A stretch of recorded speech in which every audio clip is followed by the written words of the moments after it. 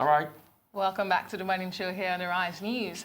In the African continent, South Africa is often referred to as the only African country with an advanced economy due to the level of policies and structures. Nigeria, on the other hand, popularly called the giant of the continent, is still referred to as the largest and biggest economy on the continent of Africa. Also, research has it that most developed countries of the world have benefited immensely from immigration. South Africa is perceived to have benefited more from the influx of immigrants from the Middle East, Zimbabwe, Democratic Republic of Congo, Burundi, Rwanda, Ethiopia, Angola, Liberia, Uganda, Cameroon, Sierra Leone, North and South Sudan, Mozambique, and Somalia, owing to social and political economic push factors. And most importantly, from the entrepreneurial creative skills of Nigerians who are making the most of the formal and informal sector of the South African economy and are highly loved by South African women, and they end up marrying Nigerian men. Interesting.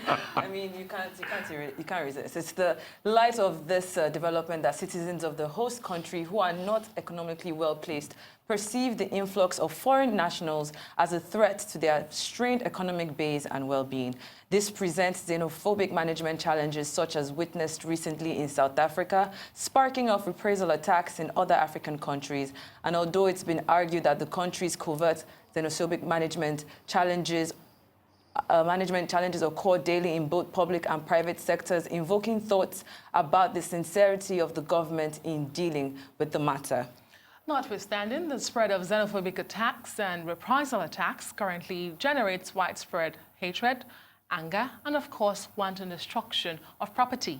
How to curb the menace and reunite African brothers and sisters with love is a highly welcomed approach.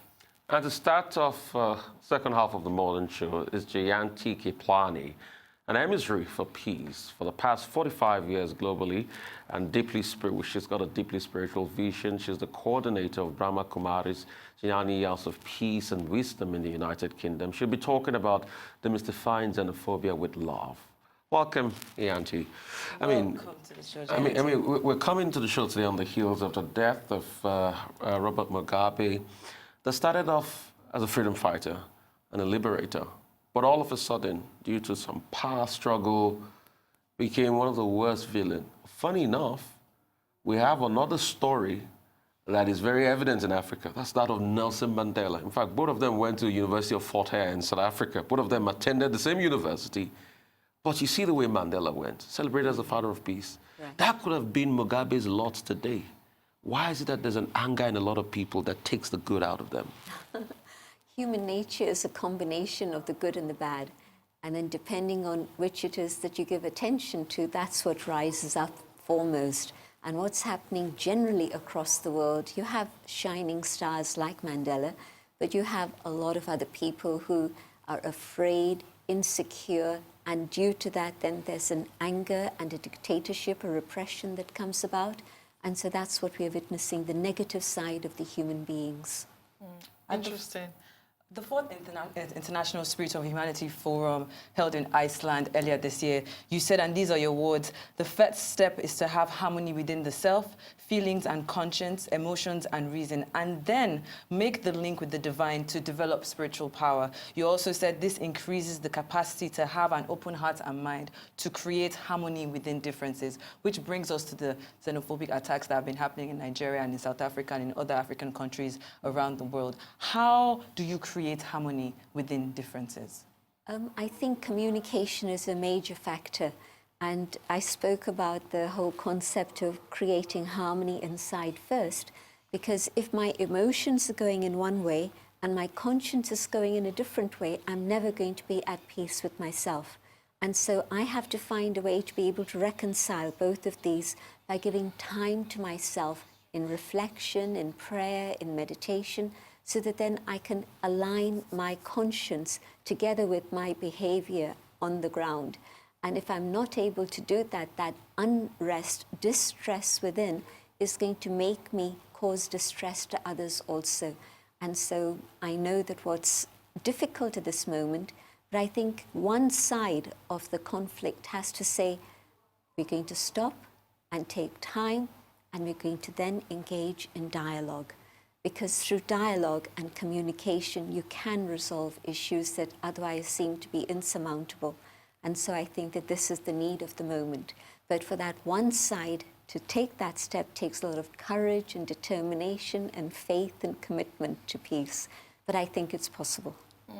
With the rising nationalism and a world mad with violence, do you believe that it is more difficult to live the sort of life you're preaching?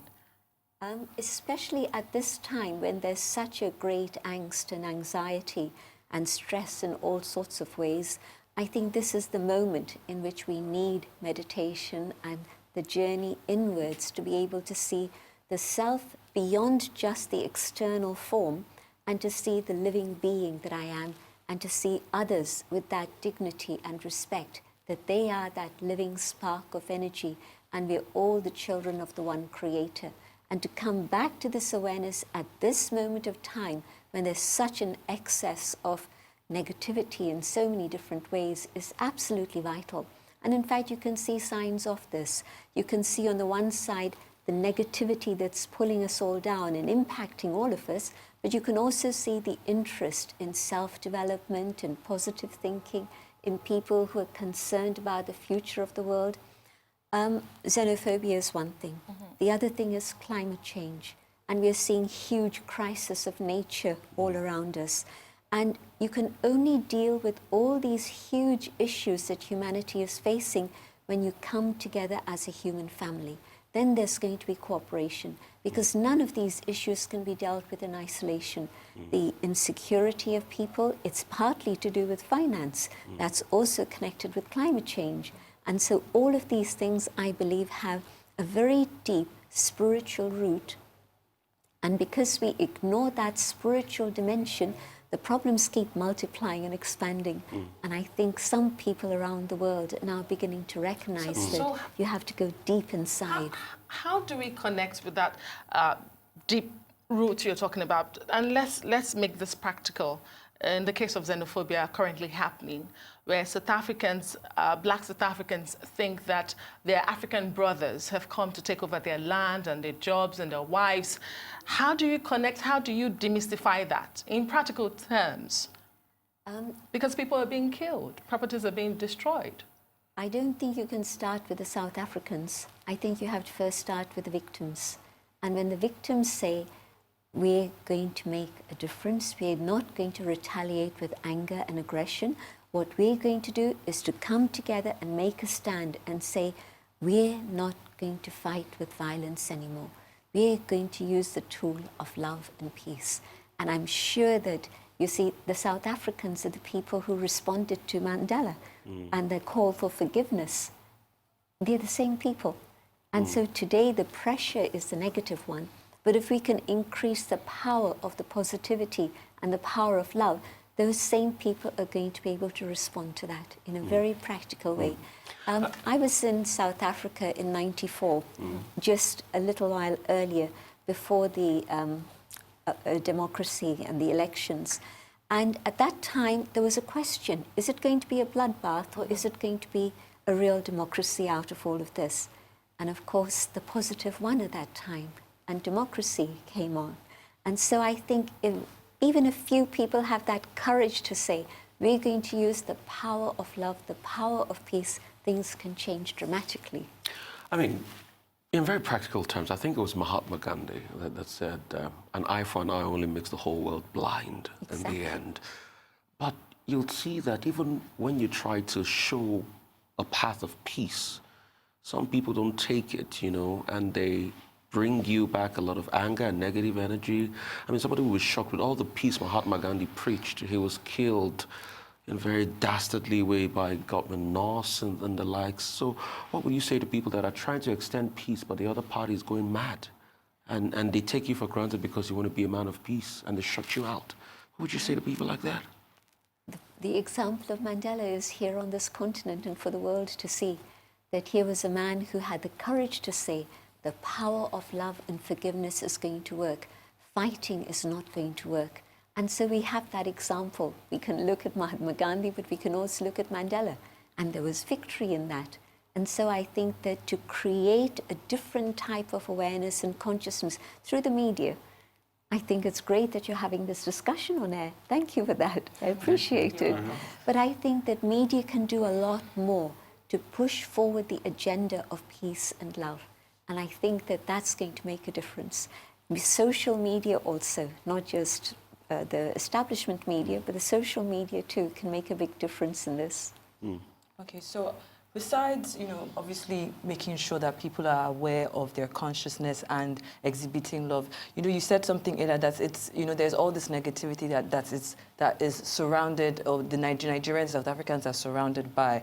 It's very difficult to tell somebody to love when they don't know what they're going to have for dinner that night, where they don't know where the next job is going to come from, where they can't feed for their families, where, they're sleeping under the bridge, they're kind of dealing with different economic difficulties. How do you combine the question of love with these other things so that it's balanced and we're not just focusing on one side? If you remind an individual that they have the capacity to do something good that can help not just them but many others around them, if you awaken that spirit in a human being, they're going to move forward and carry many others with them also. I'm going to be without food, but if I can talk about love with a genuine feeling and also share that experience of love with another, the other one is going to share their piece of bread with me. If I just fight them, we both die. But if the other one experiences that genuine form of love, then even though they only have half a slice, they'll share with me and give me a quarter of that. Sister Jayanti, just before we let you leave very quickly, I just want to ask you, do you ever get angry? And how do you deal with it? Maybe we can all learn very quickly. I used to get angry. Used to? How did you deal with it? By reminding myself not to react, just to take a moment to pause and go inside and connect and clean up my feelings. And I'm going to take another 30 seconds to say, we have a free event at the Civic Centre tomorrow evening on Victoria Island, and it's called Cleaning Up My Emotions and Feelings. Cleaning up my emotions and feelings. Thank you so much. My emotions need a lot of washing. Can I just give a phone number where people can register, because it's a free event? Okay, I leave it with you and you can put your time on the screen. Thank you. We'll go on a quick short break and the Money Show will return. Join us again.